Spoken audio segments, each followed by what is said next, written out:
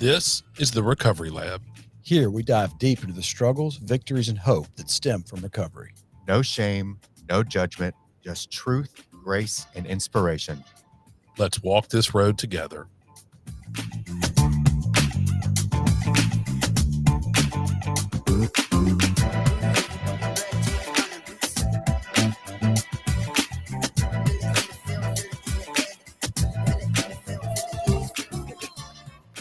All right. Welcome back to Recovery Lab. This is episode 123. I'm David Sugg. I'm Brynn Knox. I'm Daniel Anderson. We are the Recovery Lab, and we are here this week. Super special episode. We've got Bryan Hubbard. He's going to talk to us about some really cool stuff happening in Texas and Ibogaine research. And Bryan, I'm super excited to have you here with us this week. You know, I've listened to a couple of your podcasts. I think the whole world heard you on Rogan. It was super cool to hear that initial, but after that, because I listened to it, you popped up all over my Spotify stuff. I've listened to a couple of your other interviews, and I just love hearing your story. I've heard a lot of different angles of it. It's really, really cool. But if this Ibogaine thing if you get done with it at any point, I know you have a great career in like narrating cookbooks or something, because your voice is smooth as cupcake batter, brother. I love it. I could meditate to like you reading my grandma's chicken pot pie recipe. I would love it. So anywho, super excited to hear you talk, but more importantly about the content of your heart and the stuff you're working on. It's just awesome. It's really, really cool. So Bryan Hubbard, welcome to the show. What's up? What you been up to? Well, thank you for that wonderful introduction. And you're a man of high tolerance and stamina if you've listened to a bunch of what I've had to say. It's an honor and a privilege to be on y'all's platform and spend some time with you today. And I'll let you all drive this discussion in whatever way you want. Cool. Brynn. Yeah. So before we get into the Ibogaine treatment itself, can you tell me a little bit about your life before all this and why you needed to go down this certain path? Is there anything specific you were struggling with? Well, I don't want to belabor it. I know that y'all have heard a lot, and perhaps some of y'all's audience members has as well. Really, what started me here was the beginning of my life. And, my earliest memories, my parents married when they were very young. They grew up in a real hard scrabble area of Virginia, a place called Dickinson County, which had a lot of coal. And when you have a lot of coal, you have a lot of hardship. And they were young when they were married. And by the time I came along, they were coming to the end of their relationship. And what I can remember is a bunch of screaming and cussing and chaos. And I was a petrified child. And I just remember spending a lot of time being afraid and my stomach hurting and just worrying about what the next day, the next hour, the next minute might bring. And I had two just beautiful grandfathers who were grade school educated, UMWA coal miners. Both of them had gone into the mines when they were in their mid to late teens, worked underground for 40 years. Neither one of them had a full set of fingers, and my dad's dad, you could hear him breathe 50 foot away from where he had black lung that was exacerbated by tuberculosis that about took his life. But he made it. And when I was a little boy, I would go and spend time with my papaws, at different points, a lot of weekends and time during the summer. And whenever I go visit, at some point in time, they'd pull me aside and put me on their lap and put their arms around me and say, listen, Papa knows you're scared, but you need to know Papa loves you and Papa's praying for you every day. But the most important thing that you have to know and remember is that God loves you. Amen. He has made you unique, and he has a special purpose for your life. And no matter how bad it gets, no matter how scared you are, don't lose sight of who made you and the fact that he loves you and he will get you through. And if you can hang on, you will achieve the design he has for you. Now, can I just pause you real quick and say how that's so incredible? Because I can't imagine like what a difference that would have made in my life if someone would have taken the time to look me in the eyes and tell me that. I mean, I had people all around me, and I know like people that loved me, but nothing like the message that you received from them. So that's just amazing that you got that. Well, thank you for affirming the next part of what I will observe, and that is that those gentlemen gave me sanctuary from chaos, the stability of their unconditional affection, and an affirmation of my spirituality. And if I had not received those things from them consistently, if I were alive at all, I would not be sitting here speaking to you as I am. There's little question in my mind, but that if I were alive at all, I would be in some dark hole wondering what someone was going to come do to help pull me out of it. It made all the difference. And, I'll be 50 years old in October.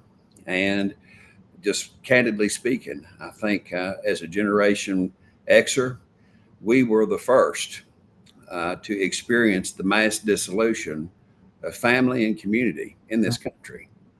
And we found our ways in different circumstances where we had to kind of make the family that we could construct based on those who are around us who could give us that love. And I think that what we see in American society in terms of the real time disintegration of the social fabric that is manifest all around is rooted in a complete and total disconnection from our human divinity, the love with which we should treat each other. And unless we do something over the next 20 years to fix what's happened over the next 30, over the last 30, we're in big trouble. You stepped off in it there. Yeah, you went deep. I appreciate that. Yeah, just go ahead and call it like you see it, what the problem is. So from growing up and feeling the love to where you are now, tell us a little bit about your education and your story to kind of get to where how you've arrived at the position you're in now. So I grew up in Russell County, Virginia, in a little town called Lebanon. A lot of wonderful people there. But it's one of those communities where it is very much part of that neo-feudal coal mining economy that's very extractive and very aristocratic. You either live there and conform to the way things are, or you raise your children to get out and go somewhere else. And I was among the families that raised their children to go somewhere else to have a living. I had a very idealized education in American history and civics. I was taught by women who had either come of age during World War II or had been trained by those women. And I was taught that America, also another teacher was President Reagan.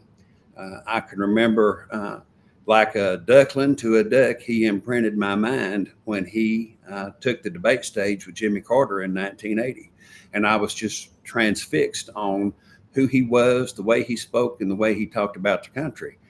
He was my John Wayne, my Joe Montana, or Michael Jordan, whereas the other children had pictures of those guys and sports figures up. I had Reagan. And he spoke of the shining city on the hill, a place of endless possibility where every nation, kindred, tongue, and tribe could come and live and thrive. And that inspired me to, at third grade, I said, I want to be a lawyer and perhaps go into public service sometime. And that was my singular focus. So I graduated high school. I had this idealized notion of what the country was going to be. I had a great time in undergrad. Went out to George Mason University right outside of DC. It was a culture shock because for the first time in my life, I was a very distinct minority. There wasn't anybody around who come from where I did or sounded like I did. It was a plurality. It was a majority minority campus. And probably the single largest group happened to be white students, but they were predominantly from the DC area in the Northeast. And I can remember talking with some of my friends, a couple of white guys from New Jersey, talking about what I like to eat. And they looked at me and they said, "You like black people food." What are you talking about? I said, soup, beans, and cornbread and green. You're talking my language. That's all I want to hear. They said, well, where we come from, those are the soul food restaurants and black people like that. I said, well, that's hillbilly food where I come from, and poor white people eat that too. And through that education process, and I know y'all down around Mississippi, and this is really, I think, relevant. I learned quick that as a, hillbilly Southerner who come up in them coal fields, that I had fundamentally more in common with the overwhelming majority of African American students who were on that campus than I did with people who look like me. And that was probably one of the best lessons I got at George Mason. In any event, I decided to go to law school because I thought that was where I was going to learn everything I needed to know to defend truth, justice, and the American way. You come out of a blue collar family and kind of your metrics for success or be a doctor or a lawyer. And I couldn't do math and wasn't that good at science, but I could talk and write a little bit. And I had these ambitions and visions as to what I could do. So I went to law school at the University of Kentucky. And it was probably within the first semester and $15,000 taken on in student loans when I had never had any debt, that just like the old Bugs Bunny cartoon, I was like, man, I think I took a wrong turn at Albuquerque. And now this scene and the substance of what I'm being taught doesn't have anything to do with what I thought it was going to be. And what I can tell y'all in your audience is, whether we're educated in school or whether we watch law shows on TV, we're taught that, the law is this instrument through which we achieve the discovery of truth and the achievement of justice. That's not true. The law in America is a farce. And it is a tool that the hand who has purchased the power to use it deploys as it wishes. I feel that. On whatever that outcome is and however they want to manipulate and ravage the language to come to the outcome that they desire. Law is not synonymous with truth or justice. And that was probably the hardest and most significant lesson I got from my legal education. And it was a lesson that was reinforced throughout the 16 years of what was an accidental legal career, doing workers' compensation law, defending primarily employers across the state of Kentucky in their litigation. And I represented Walmart, Tennessee Valley Authority, and Tyson Foods. And in Kentucky, workers' compensation law is not handled in the courtroom. It's handled by some administrative law judges. And the governor of Kentucky appoints those judges. And the people who recommend those judges to the governor of Kentucky are lawyers. And those lawyers are contributors to the governor who appoints those judges. So oftentimes I would go to what I thought was going to be a hearing, and I discovered that the lawyer sitting across from me held appointment power over the judge who was going to determine that case. So what we had was this political patronage system that masqueraded as a legal system. And really the only legitimacy that was there was the legitimacy of patronage that had bought the power to influence the judge to grant the award that the person sitting at that table expected to have, who had bought the authority to have that influence. And, people hear, well, you represented Walmart and it's this big corporate entity. And don't they have all these deep pockets? And why ain't they the ones with the influence? The way in which law is deployed depends upon the predilections and preferences of those who wield it. And just because you're a big company doesn't mean you're necessarily going to wield that weapon. It all comes down to the hand that holds it. And in this case, it was the personal injury trial lawyers who held that weapon. And between 2000 and 2016, I saw the opioid epidemic begin and explode through my caseload out across the state. I saw the emergence of what I called a doctor-lawyer disability complex, which is this symbiotic economic relationship between personal injury lawyers and doctors of dubious morality who traffic in the misery of human beings. If a person didn't come into the system crippled, they were going to be by the time they were through either the performance of an unnecessary and highly invasive surgery that would require them to be placed upon high-powered opioid pain medication for the rest of their lives, or if they couldn't justify the performance of surgery, they just put them on the pills and they would become pharmacologically disabled. I saw this again and again and again. Wow. I could go in and have the entire Harvard medical faculty validate the points that I was making in a case. I could look at the judge, look at the lawyer, and know exactly what was going to happen in that case, and know that every bit of my work and my client's resources were futile and pointless because it was already baked in terms of what was going to happen. This is just one little state and one little area of the law. And this reality operates at scale across the entirety of American society, wherever you have a courthouse. So I went through that legal career, hated most of it. For as bad as the practice was, the business is even worse.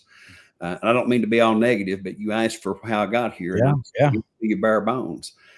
I often tell folks everything I learned about how not to relate to other human beings or manage an organization, I learned in a law firm.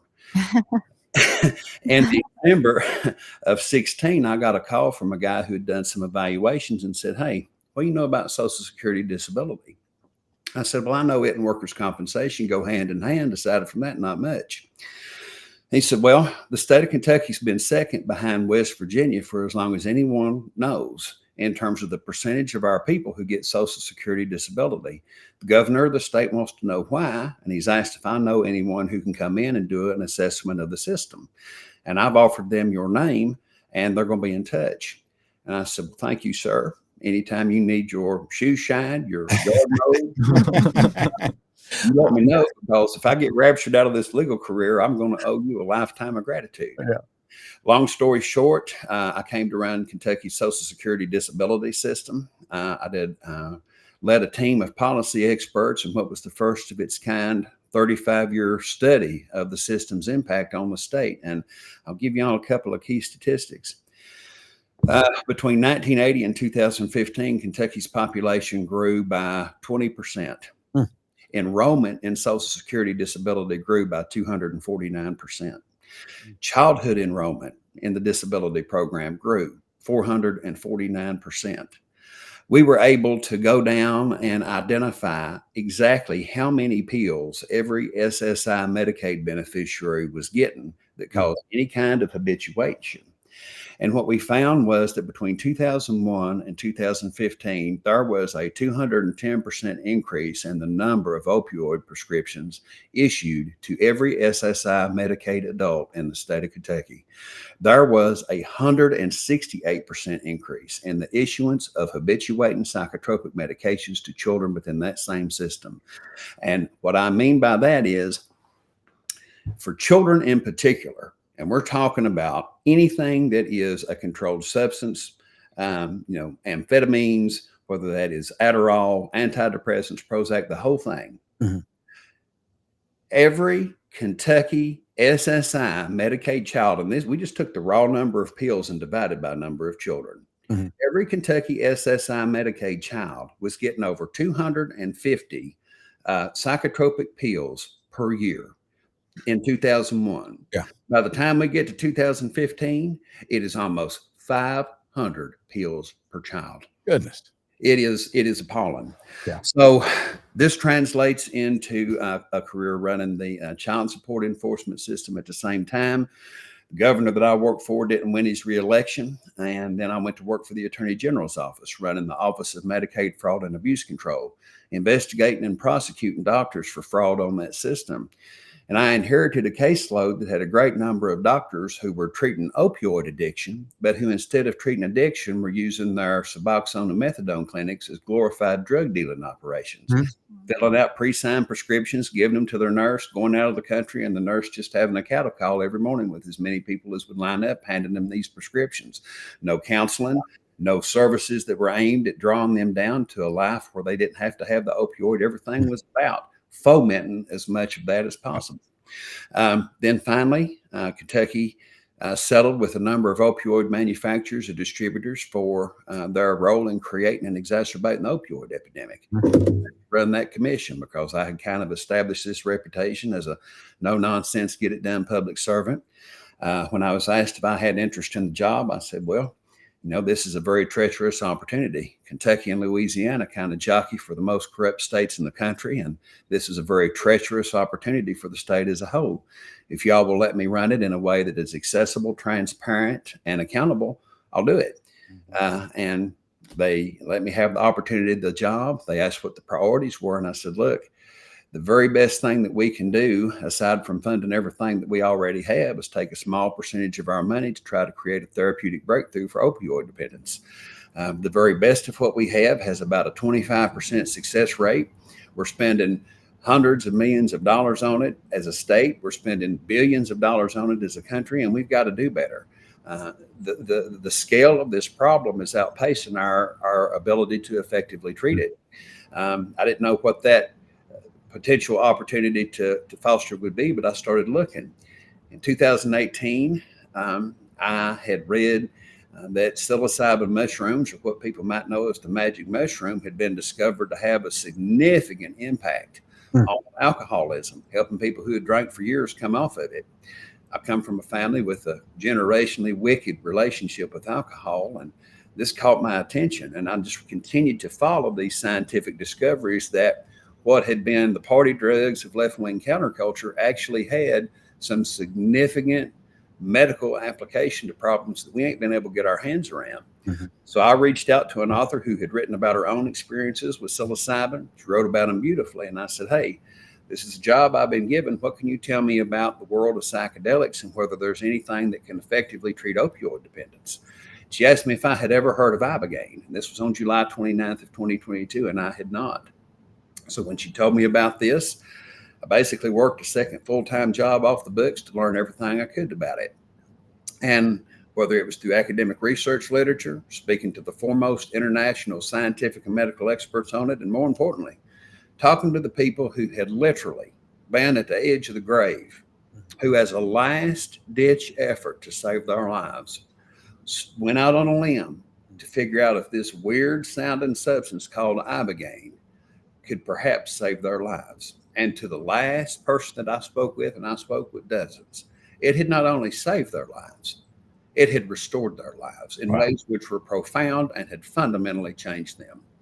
And after hearing about this, I came to the conclusion that the opportunity Kentucky had to take a small percentage of its money to make this medically available in the United States was worth risking. Everything I had built by way of reputation and result with my life, and I bet myself on it. That's the background. Yeah, man, I'm having my Reagan moment, man. Like I got chills. Like how the story you're telling, and I mean, if you don't think this is a spiritual story from sitting on Grandpappy's knee, telling you keep believing, keep working, all the stuff you've done from your college days, you know, knowing, kind of feeling out of place, but really plugging into real humanity, to working for the government. I mean, golly, and now here thinking we got to do something, and seeing the resources, but it didn't go through from what I've heard. I mean, Kentucky, they bailed on you, and you've now partnered. I guess are you in Texas now, carrying on? And tell me a little bit about this Ibogaine. Like, what, when you first heard the stories, what are some of the stories that you heard that really just gripped you, that made you really want to go all in on this? Because there's some powerful narratives.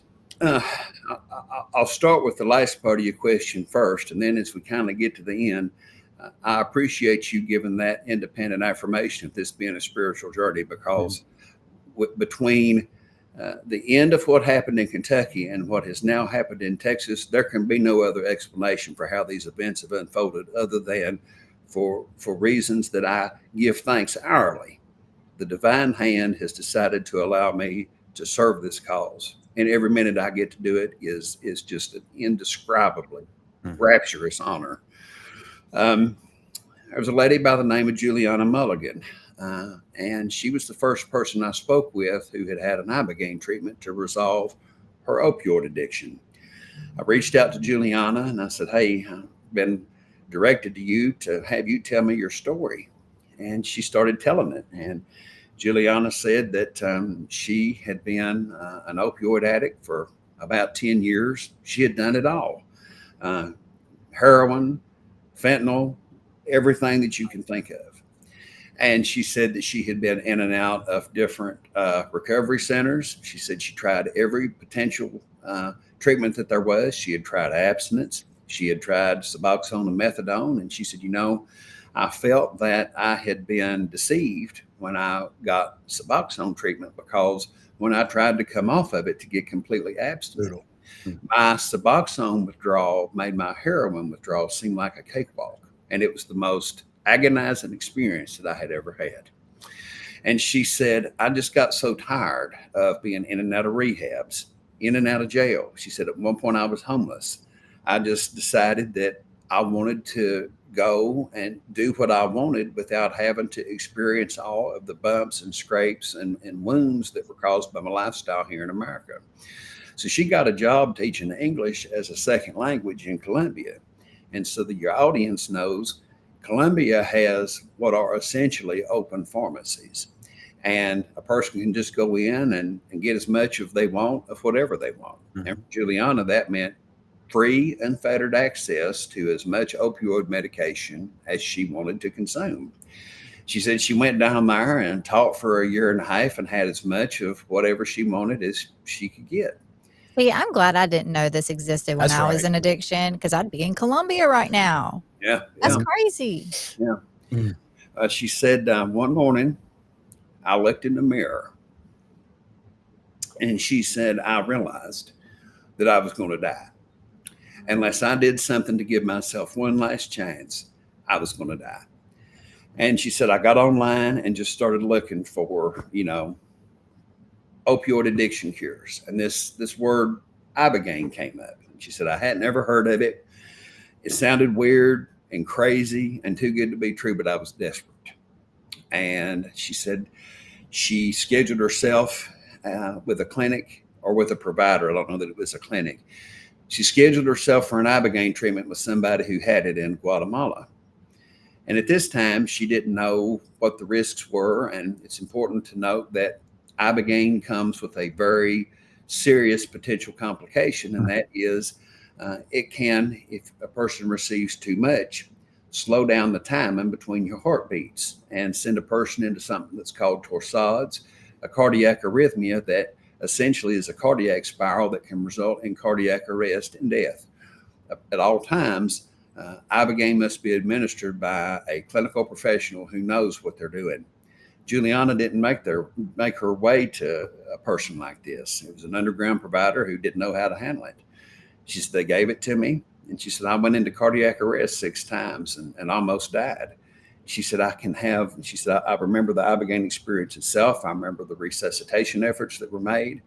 And she said, I remember the next thing was I opened my eyes and I was in the intensive care unit of a Guatemalan hospital. Wow. And the first thing that sat in on me was I felt the best that I could ever remember feeling in my whole life. She said, I had absolutely no withdrawal whatsoever, no desire for it, and a feeling as though I had never taken the first pill. She explained that for years, she had been told that she had a disease, that disease was forever going to determine how her life would be led. She'd have to have medication, or she'd have to in some way be managed as a chronic case of a diseased person who couldn't overcome this problem. And she said, as I laid there, I realized for the very first time that I had absolute, total, and complete control of myself and my choices. And that I would, from there on, be able to define the life that I would lead because I owned it and was in control of it. And I would have a future that was defined by choice rather than compulsion. And she said, for me, perhaps the most important attribute was the fact that I came away with an absolute concrete affirmation that I am a spiritual being and that my Creator has full, complete, perfect, and unconditional love for me. And she said, Bryan, even though I almost died and would never want for anyone to have my experience, if I had to go back and do it all again, I wouldn't hesitate. And she is bright-eyed, bushy-tailed, and has been clean ever since. Now, if I had to distill the attributes down and be a little bit more granular about it, what I've come to learn is that the reason why opioid and other substance dependencies are so hard to kick is because what they actually create is a neurochemical brain injury. It affects the brain's ability to produce those things that drive all of our most baseline human instincts. We have dopamine and serotonin, and those are the things that cause us to eat, drink, procreate, fight, flight. They are the most primitive drivers of our behavior and the most powerful. So when someone stops taking opioids, or they stop taking meth, or they stop drinking out alcohol, the serotonin and dopamine production systems are completely and totally impaired. So when we see somebody engage in what appears to be just criminally depraved behavior, what we're actually seeing are the symptoms of a neurochemical brain injury. And what Ibogaine does, by a way that folks don't understand, and that candidly is a mystery, is it essentially resets the brain's neurochemistry to that which existed before a person ever used the first substance. Man. Yeah. And it does so in 36 to 48 hours. If a person tries to do it on their own, it takes at least 18 months for the brain to begin the process of producing normal neurochemical production of dopamine and serotonin. Ibogaine does it within 2 days. For 80% of people who are opioid dependent, who get a single treatment, they never experience the first withdrawal syndrome, and they don't want to use again. So it is physiologically restorative. It is psychologically affirming in terms of the person coming away knowing that they are an individual who has ownership of themselves and their future. And then I think thirdly, and most powerfully, it gives an individual concrete affirmation of their human divinity. And that is the foundation upon which every life must be built if it's not going to be lived in despair. Can I be honest? Sure. I have like a hard time with this whole thing because I went to treatment and I'm a firm believer in like the 12 steps and that community and that recovery. And so how does like Ibogaine fit in there? Like, cause what we learned is like science hasn't accomplished being able to just get rid of addiction. And you're telling me that like it has, and it's just difficult for me I'm trying to figure out what I think, you know? Well, science has not figured out how to get rid of addiction. That's why we have the problems we've got. We spend billions of dollars on science, and that science is called opioid maintenance medication, in the form of Suboxone and methadone, where we use opioids with which to treat opioid dependency. It's better than nothing. It has saved thousands of lives and continues to do so, and should be always an available option. But it fails more than it succeeds. What we know is that nature, God's nature, has certain remedies within it that produce results that confound modern science and exceed the capacity of any man-made molecule. So when we talk about Ibogaine, we're talking about something which, by virtue of its operation, is not just anti-addictive, it is fully restorative of all dimensions of the impaired human being. And we're talking about the mind, body, and soul. This is something that grows straight from the ground. It's been used in the cultural and spiritual traditions of a West African culture called the Bawidis for centuries now. And they have known about its significant power for longer than the United States has been in existence.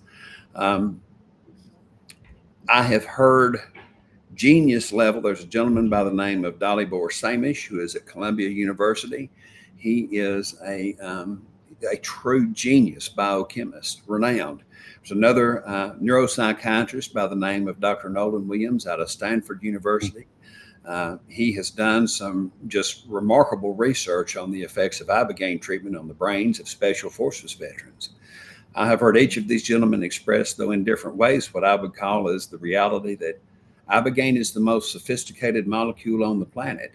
It's engineered from on high, and there's not a human hand or mind that can explain why it does what it does, but they know what it does. And not only does it have a significant interruption effect on physiological addiction, but recent science has shown that it has significant regenerative impact on the brain itself. Nothing known to modern science. There's not a pill, there's not a procedure, there's not any Western medical intervention that is of the utmost nature that restores the brain. 30 U.S. Special Forces veterans had their brains scanned before and after an Ibogaine treatment. These gentlemen went for traumatic brain injury and all the symptoms that come with that. Many of them had been pharmacologically addicted by the VA to psychotropic medications, as well as to legally prescribed by the white collar and prescription pad opioids. When these veterans came back, their symptoms of post-traumatic stress and TBI had, if not been outright eliminated, almost fully in remission. They had seen dramatic restorations of their individual ability to function in just regular daily life. MRIs were taken before and after that treatment for each of them. And what the MRI showed was that with a single treatment, the white matter on the surface of their brains, and for your audience, the white matter is the electrical highway across which all of our thoughts and impulses travel. It's the structure of the brain that is impaired by multiple sclerosis when those lesions grow and eventually produce profound paralysis over the long term. The white matter grew and thickened in size across the surface of all of these veterans' brains. All of the dark spots that had been apparent on MRI imaging indicative of dead brain tissue from TBI had vanished.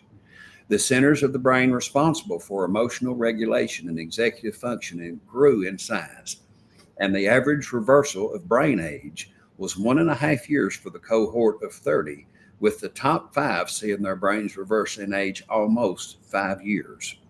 What we're talking about is a natural molecule which seems to have profound and singular neuroregenerative capacities that are just now being understood. If we develop Ibogaine as a beachhead for a breakthrough therapeutic treatment of opioid and polysubstance dependency, I am convinced that we will find that it has broader applications to a number of neurological diseases that impact and degenerate the brain, for which we don't have good answers at present. Yeah. When these people, these just like incredible stories that are going on and they come out of this treatment and they're feeling just like they've never felt before, how are they like maintaining that feeling? Like, are they in any like mutual support groups? Are they going to counseling or therapy, or are they just better forever? Like, how does that work? It is not a better forever. It is not a now and forevermore. Mm-hmm. It is a window of restoration that gives an individual a clear and coherent pathway to rebuild a shattered life in ways that will prevent the sorts of pathologies that they previously had to deal with. The reality is, because a person has to go outside the United States to get this, there is no recovery support structure. You have some clinics offshore that try to maintain peer support groups after a person has gone through treatment delivered remotely, in which they do their best in a remote setting to keep their hands on the individuals who have gone through the treatment. If you take any person, whether it's with the existing modalities that we have, or whether it's with an Ibogaine treatment, and you drop them into a toxic environment and they are isolated unto themselves, having to deal with all the same people, places, and things that shattered their life to begin with, the prospects for long-term success are diminished. Mm-hmm. This is what reinforces the necessity of making this a medical reality in the United States. We are spending in Medicaid dollars $540,000 per opioid dependent individual now on a 25% success rate. Mm-hmm. If you do a 10-day Ibogaine treatment in the United States and it costs, let's say it's $60,000, let's say it's $70,000. Even if you cut the total cost exposure in half, and let's say instead of spending $540,000 per case, let's say we're going to spend $200,000. What can we do with that additional $140,000 to provide that individual with the sort of care and restorative support services that they need to rebuild their lives? And when we get right down to the pure mechanics of it, what we're talking about is an opportunity to dramatically improve acute treatment outcomes that would reduce costs in such a way as, if it's done correctly, you really allocate your savings to create the sorts of recovery supports that are necessary to maintain long-term durable recovery. Ibogaine is a beginning. It is not an end. And if we're going to maximize the benefits of that beginning, which exceed anything that we can currently offer, there has to be a support structure around it that is anchored to its unique properties. Mhm. Then how would these pharmacy companies feed their families? That's right. Well, this gets into the necessity of the public dollar, and you're correct. As long as you have the models that we have, where companies are making a killing on a person taking a pill every day, they don't have the incentive to create something that a person may take 2 to 3 times in their entire lives. Yeah. They want that pill taken every day, every month, every year until the person exits this life. Ibogaine is totally contrary to that entire model, and it's going to take some special philosophy and special work among aligned minds and hearts to make this a reality. Do you see a future where, obviously you see a future where America has access to Ibogaine. Do you see a future where it would be covered under insurance? 100%. To kind of come full circle, the project was ended in Kentucky. The commission that I ran held 3 high-profile public hearings on it because we wanted to be transparent, the people of Kentucky to have a full record to review as what this opportunity represented. And what I found through the 6-month exploration process was that in this state, the support was bipartisan and the opposition was bipartisan. And the key opposition which led to the project's termination was the shared community of financial interest held by the University of Kentucky, the current Kentucky Governor, Andy Beshear, and the current Kentucky Attorney General, all of whom have substantial direct or indirect financial, business, and professional ties to the opioid maintenance industry. That is the industry that is most threatened with disruption if Ibogaine ever becomes a reality in the United States. The 3 of them, both the University of Kentucky, the governor, and the Attorney General. Governor's a Democrat, Attorney General's a Republican, all ganged up on this, and they killed it. And I knew I was going to find another job, but that really wasn't where my mind was. My mind was on all the people here in Kentucky that I had seen and heard by the thousands. That's right. And we are desperate. Nothing that you're doing is making the difference that we need to make. And while we appreciate this effort to give us medication for this, it's flooding our communities and causing as much addiction as it's treating. Please stop. Please adjust your approach. We've got to have something different and new than what we've had before. So this touched off an 8-month odyssey where I went to work for a guy by the name of Rex Elsias. He had lost a son to addiction. His son's name REID, and REID passed away at the age of 26 from a fentanyl overdose after struggling for a decade. Rex created a foundation in his son's name, which means the REID Foundation, reaching everyone in distress. And he said, "Hey, I've been supporting and following everything you're doing in Kentucky. Would you come work with me and my foundation? And I'll do everything I can to find a way for you to transplant your work somewhere else where it could flourish." So I traveled for 8 months to Ohio and South Dakota and New Mexico and fielded calls from state leaders in about 3 or 4 other states and just worked desperately for months through all kinds of meetings and discussions and advocating to try to get this to take root. And then finally, in August of 24, I got a call from some folks in Texas, and I'd had the opportunity to meet Governor Perry in June of 23, shortly after the Kentucky announcement. He had been supportive of the campaign there. And in August, when I got a call from some folks who said, "Hey, we know some legislators in Texas who want to take on a psychedelic project." The state had set aside $2 million to fund psilocybin research in 2021, and they thought they were ready for their next big thing. And they said, "What do you think Texas ought to do? We've got a $16 billion budget surplus we're going to allocate in 2025. And I said, "Well, I think Texas needs to finish the job that was begun in Kentucky." Yeah. I reached out to Governor Perry, told him what the opportunity was. He said, "Well, I don't want to put anything on you ain't willing to do, but if you're willing to get involved with this, I'll coach the team if you'll be the quarterback and get the ball down the field." I said, "You got it." So we went to Texas and we put on a 6-month, it's longer than that. It was an 8-month intensive barnstorming campaign through the state legislature and all through state leadership to try to get the job done that was started in Kentucky. And On June the 9th of this year, Governor Greg Abbott, with his own hand, with me behind him, signed Senate Bill 2308, authored by State Representative Cody Harris and State Senator Tan Parker, which allocated $50 million of Texas's general fund to create a public-private partnership matched by a co-equal $50 million by a consortium of universities, private hospital systems, and drug developers to get Ibogaine all the way through the FDA. This is the first time that an individual state has ever made a direct investment in drug development to address multiple concurrent public health crises within its borders that are representative of the national reality. Wow. And it is also the single largest public investment in psychedelic research and medical development in all of history. Wow. And I am proud to say that the momentum generated out of Texas has found its way into places like Kentucky again, Tennessee, and of all places, Mississippi. Governor Perry and I, over the next 2 years, aim to bring 6 to 12 additional states in direct partnership with Texas, since this is the moonshot of our time, and we're going to give it all we got. You are. Y'all sure are.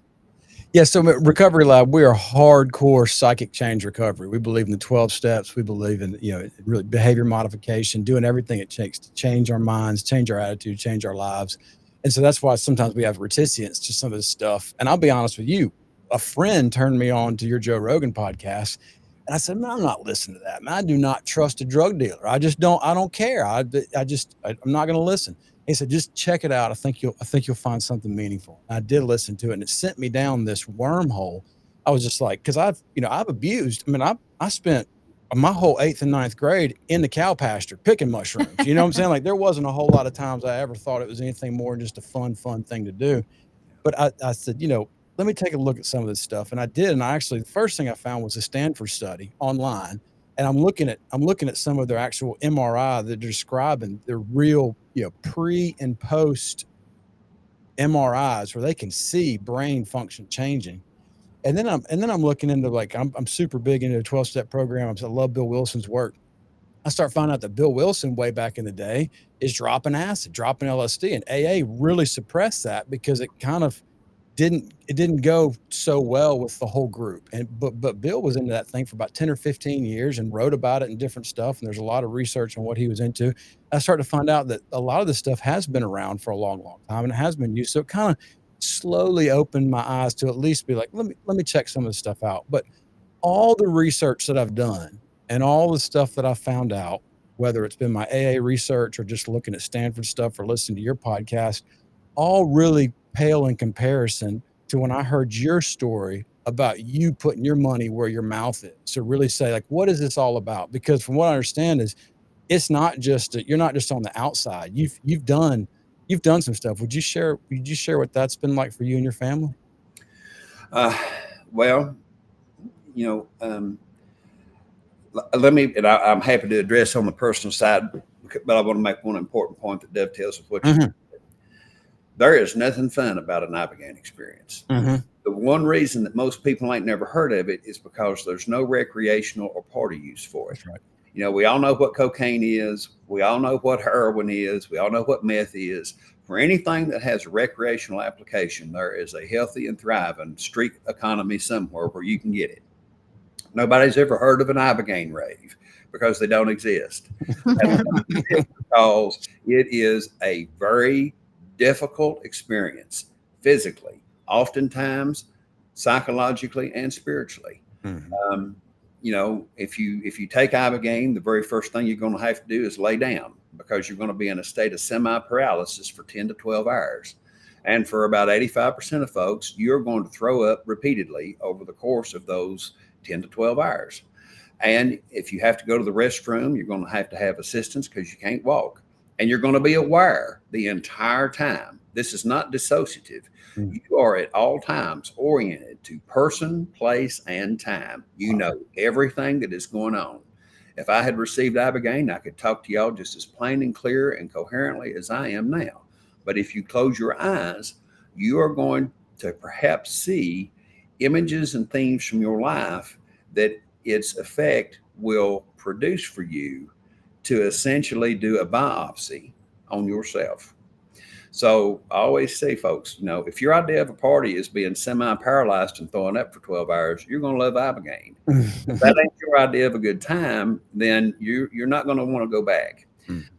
Because I do believe in practicing what I preach, and I ain't never going to suggest somebody do something that I ain't willing to do.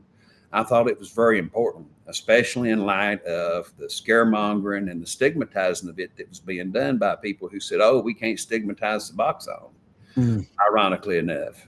I went in November of 23 and I took the medicine that I was out there advocating for, as did my wife. She decided to go and take it with me because she had heard the testimonials of people who came to Kentucky and described their own experiences. She had had a significant postpartum depression back in 2001 with the birth of her son.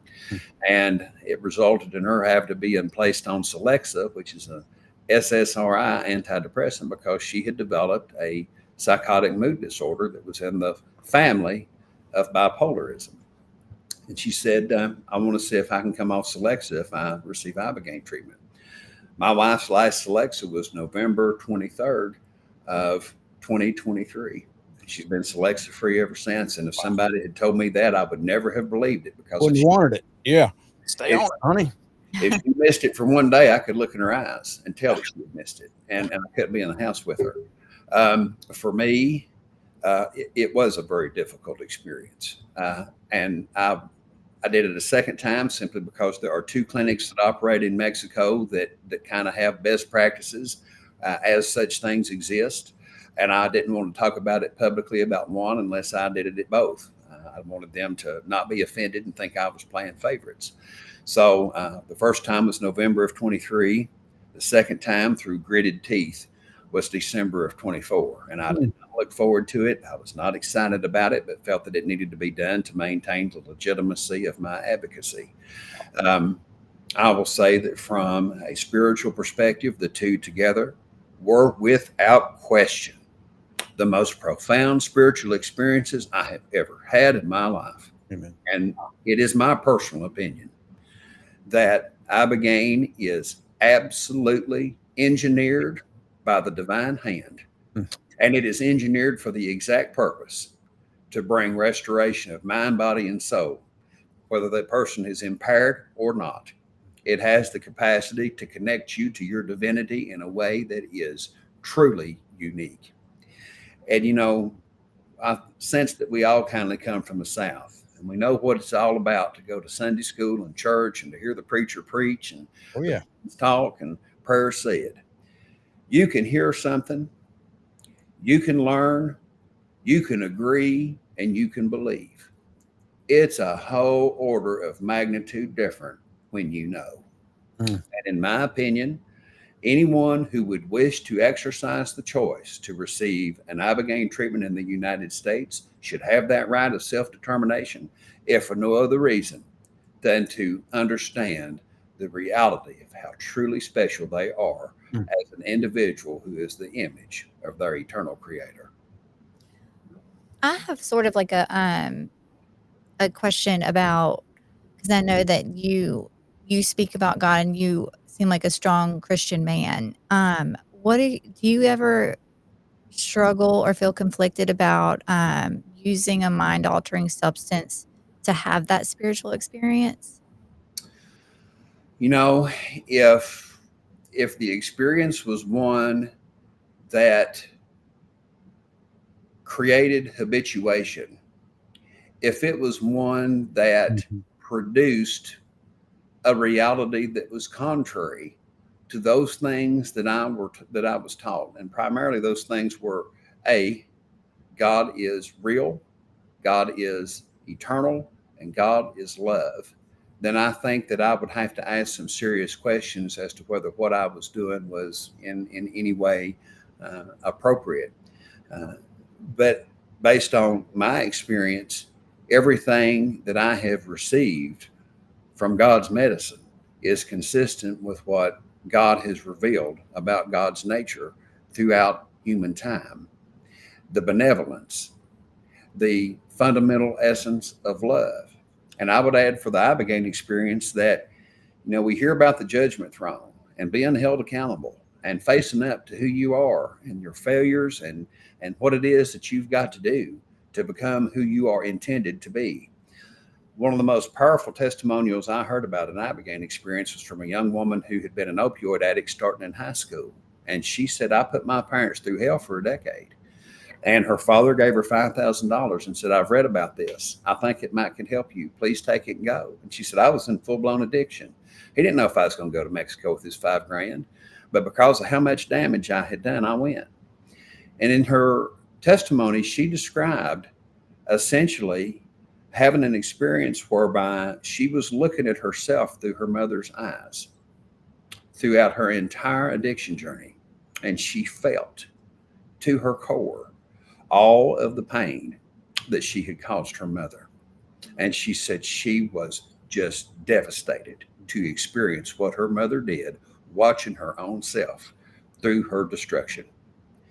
Now, when I hear that, I hear about someone who has been brought to the Lord's judgment throne side of life in a way that no lecture, in a way that no discussion, in a way that no family member could ever bring home to the reality of the addicted mind. You know, we read that Bible and we're told to take it literally. And I'm always mindful of the fact that God spoke to Moses through the burning bush. He used a plant to communicate divine truth. Now, if God could speak to Moses through that burning bush, he can speak to each of us through Ibogaine. And it's up to us to have the discernment to recognize the light of truth as reflected in love and the reality of who we are and who we need to be to reflect that love. Yeah. I think C.S. Lewis, I can't quote it, but I think he in his conversion, he spoke about the story of Jesus and being the Messiah was just almost too crazy to not be true. You know, born and wrapped in a hay bale of a disreputable, who knows, a virgin birth, and just coming out of nothing and performing miracles and coming back. It was just too crazy not to be true. And as I hear your story and I hear the story of some of the stuff, it's like, Ibogaine's almost just too crazy not to be true. I mean, because who wants to do it? Even the people who are doing it, it ain't fun. We don't want to go drop a bunch of Ibogaine and go for a walk. I mean, it's a lot of seeing the darker side and getting introduced to the things that we wish we hadn't have done.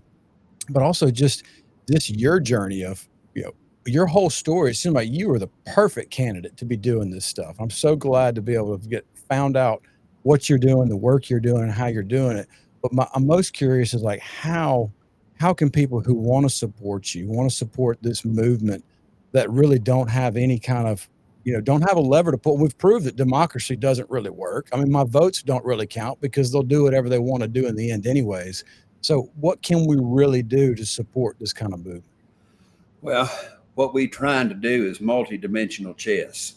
This is a scientific, medical, political, but most significantly, cultural opportunity for us to help reestablish America on a foundation that recognizes our common human divinity.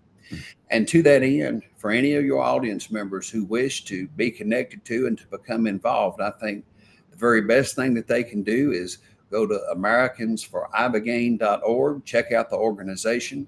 It has its Instagram account as well as an X account, as do I and Governor Perry. And all fundamental change in the United States begins at the kitchen table among family and friends who share perspectives and information and ideas that they may not be exposed to.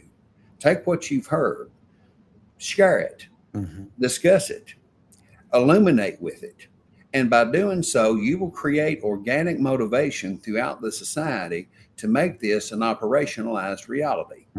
I think about this like a beehive.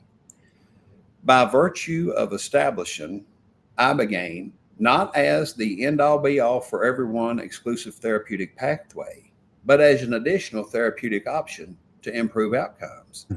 As we have folks who have the sort of transformative experiences that most folks who receive an Ibogaine treatment do, and establishing it as a beachhead for the treatment of trauma and addiction in American society, which are the most profound symptoms of spiritual affliction that pervade who we are right now. Person by person, family by family, community by community, you restore a state and you restore a nation. This is a generational reconstruction project.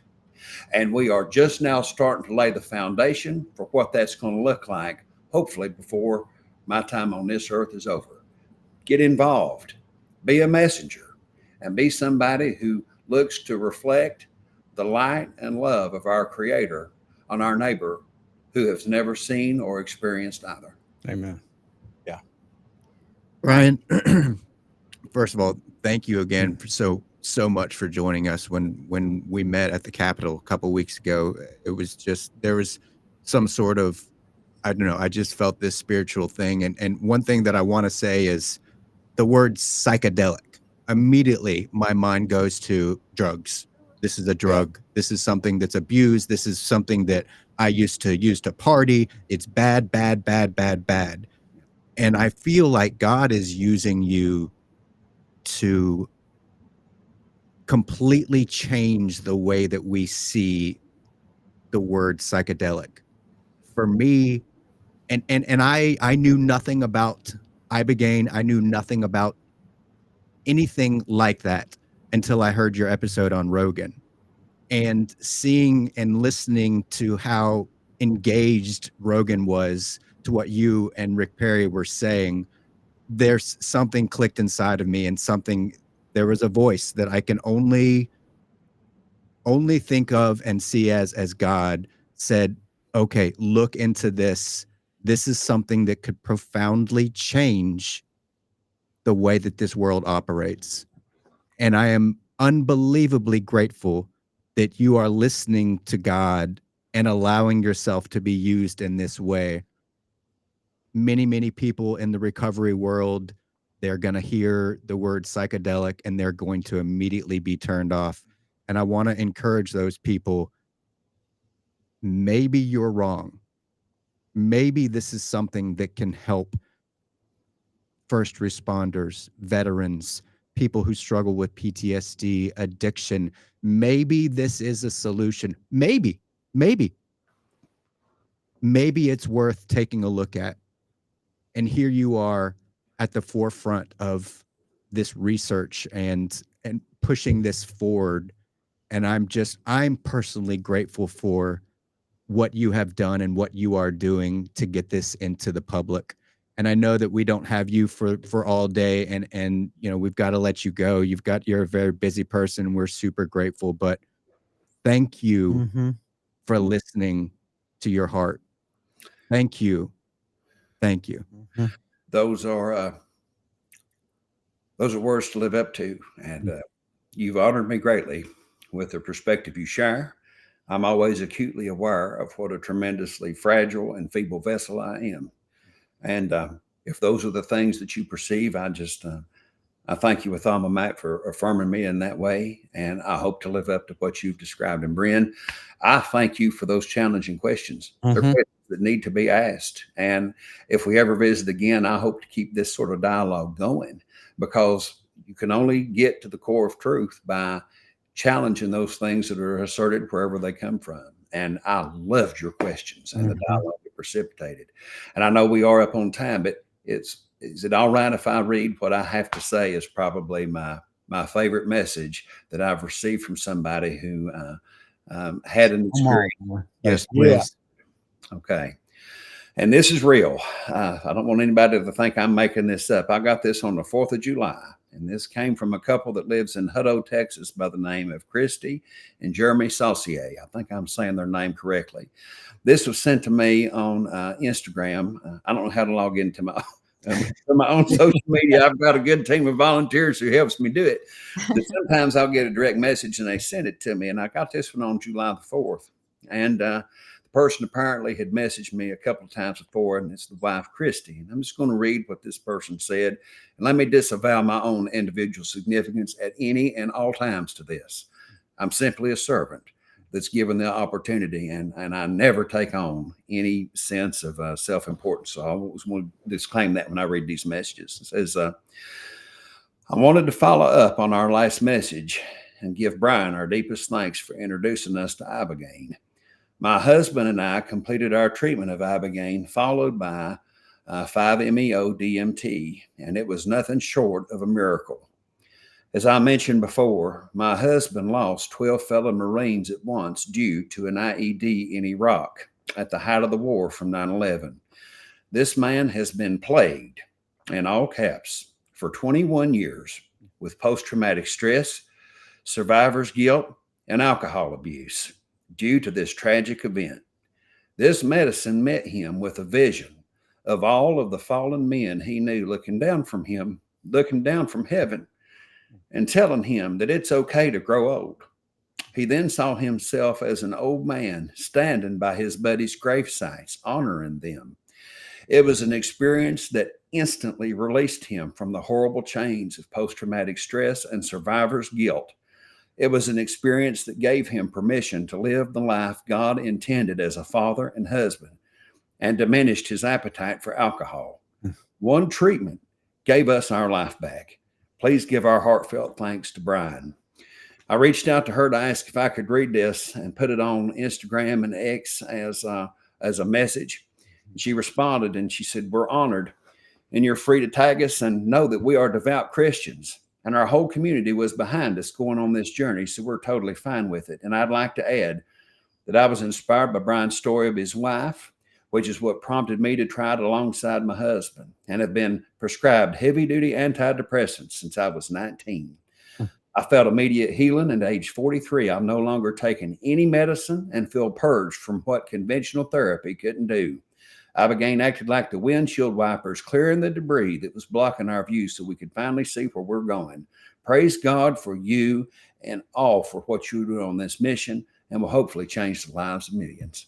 Man, That's what gets me up every day, and thanks my maker for letting me do this. powerful. I love you, man. That's amazing. You're my champ. I mean, just seeing the heart. I mean, you're there. You were there. Thank you so much for coming in. We'll be praying for you, rooting for you, supporting. If we can figure out a way to mail you some shrimp and grits or something, man, I would do anything. It's amazing. Thank you so much, Bryan Hubbard. It's been an amazing episode, brother. I'm gonna see you on the trail. I'm gonna see you out there, man. Thank you so Thank much. you, sir, for coming down Mississippi. Just give me some good greens. Yes, sir. All right. Thank you so much, guys. We will see you next time on the Recovery Lab. Thank you. Thank you.